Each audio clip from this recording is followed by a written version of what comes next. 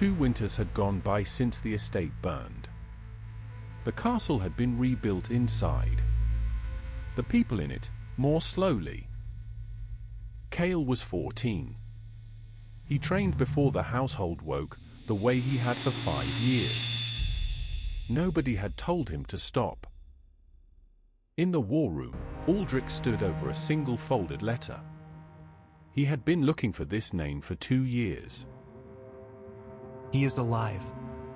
My lord. The man whose burial I attended in the war's first month. His body is not on the list of recovered dead. His name has been redacted 3 times in 3 separate ledgers. The same hand each time. A dead man. At court. For 22 years. Someone knew. Someone kept cutting his name out. I have the pattern of the cuts. You will go for him. I will go for what is above him. He will tell me what that is, or he will not. Either way, I will go. Seraphine watched her son from the solar window. She had seen his father do exactly this for 20 years. She did not go down. Cael came to the study before dawn. For the second time in his life. I am ready to ride. You are 14. I know. You want the line. I want the work. You will take the rearguard. You will carry messages. You will not draw a weapon unless someone is already drawing one at you. You will do what the sergeant tells you, and you will do it the first time he tells you. Yes. Are we clear? We are clear. He did not thank his father. Aldric would not have wanted him to. Come back. I will. And find the name. I have it. Then find the one above it. The army moved at first light. Aldric at the front. Cael at the back, for the first time. Seraphine rode a different road, toward the capital. I am petitioning access to the pre-war council rosters. Years 71 through 74. Unredacted. The writ is signed by my husband. It carries the field authority of the Vane house during wartime. You will find it is in order. He found it was in order. He did not like finding it was in order. He sent her to an old man at the back of the stacks. My lady. Master Galvin. I am looking for a name that is not supposed to exist. This man was at court. Reported killed in the first month. No grave. There are many names like that. This one has been redacted 3 times. In the same hand. Years apart. Ah. Come with me. There is a room I have not opened in 12 years. They walked down beneath the archives. A heavy oak door, royal seal, iron binding.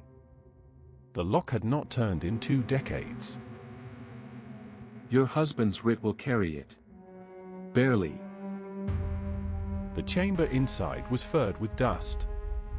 A chair pushed back from a table as though someone had stood up 20 years ago and not sat down again. On the table, an unredacted council roster.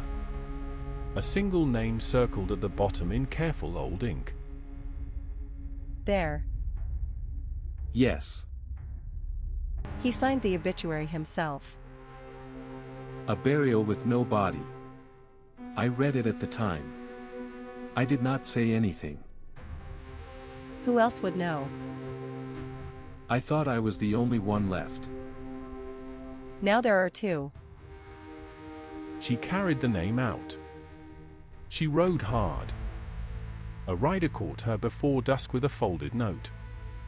The old archivist had been found at his desk that morning. No marks. His heart, the clerks were saying. His heart was fine. At the front, a border town burned at night. The smoke was too clean. The banners were too visible. They want us south. My lord. So we go south. Visible march. Half speed. Banners up. Announce it. And At dusk, I peel east with a picked column. Through the woods. To the quiet valley the scouts found yesterday. the real meeting. The real meeting. The army marched loudly on the town at dawn. A performance, and a good one. At dusk, a smaller column slipped east into the trees. Seraphine's letter reached him the same night. He read it once and put it in his coat. Ride hard. Give it to Captain Moores.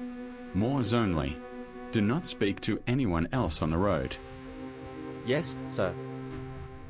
No torch. No escort. Keep off the road where the road is open. Yes, sir. Go. He rode through the winter dark with the dispatch in his coat. 3 outriders passed him on the road with torches. He went to ground behind a trunk with his hand on the horse's muzzle and waited until they were gone. Everything his father had ever told him about stillness applied once in real cold. Aldric lay on the ridge above the quiet valley at dawn. The pavilion below was too careful to be a soldier's camp. He did not order the attack. He sent a message. Under white cloth, the reply came back. Read it. Come down and talk, Lord Vane. Of course. He crossed 200 paces of open snow on foot. Alone. No escort. Inside, the dead man stood up from the table with old court courtesy. Lord Vane, you have grown into your father's face. Sit down. As you wish. You are wondering why I did not stay dead. The answer is boring. The old king was a weak man. The kingdom was already rotten when I signed that false burial. Someone had to do the work. It is easier to do it from a grave than from a chair. You had Malachar built. I had him chosen. Built is a generous word. He was the first instrument. Not the only one. And my brother. Yes, Say it. I had your brother killed. It was necessary. I will not apologize for it. You would not believe me if I did. You have a master. I have a master. Name him. Not freely. If I give you his name, you take me across the border yourself. You deliver me to an old friend I still have in the south. You do not kill me in this tent. You know I will not agree. I know. I am old. I have rehearsed this for a long time. He slid a folded letter across the table anyway. A name above his own. Below them both, a single symbol drawn quickly, a circle broken across the top. A mark belonging to no house Aldric had ever seen. You will not take me across. No. You will use the letter anyway. Yes. Then I have done my last piece of work. Do what you came for, my lord. Aldric stood. He did not speak again. At the flap he gave a small sign to the captain waiting in the snow. 2 men walked past him into the tent. The flap fell closed behind them. He walked back across the open ground without turning his head. At the rearguard camp, Cael was unloading a supply cart. He had mud on his coat. The older men had started speaking to him as though he were in the work. You did it well. Thank you. Sit. The man in the pavilion. Was it him? Yes. And now? And now there is another one. Above him, I have a name. Is it done? Not yet. At home, Seraphine sat by the hearth with Lyra against her side, a book open across both their laps. the cat asleep on the rug. She read aloud in a low, even voice. Mother, is father all right? He is. Is he coming home? He is coming home. Aldric rode into the courtyard on a winter afternoon at the head of a small escort. Seraphine came down the steps to meet him. Their hands met in front of everyone and released again. That night, in the study, he laid the letter on the desk between them. The circled name. The symbol below it. I have not read it aloud.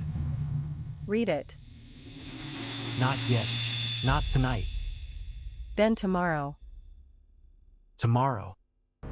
Cael stopped outside the study door with his hand half raised to knock. He heard their voices through the wood, low and steady. He lowered his hand. He stepped back. He walked away. He had decided, for one more night, to be 14. By the hearth, very late, the four of them were in one frame.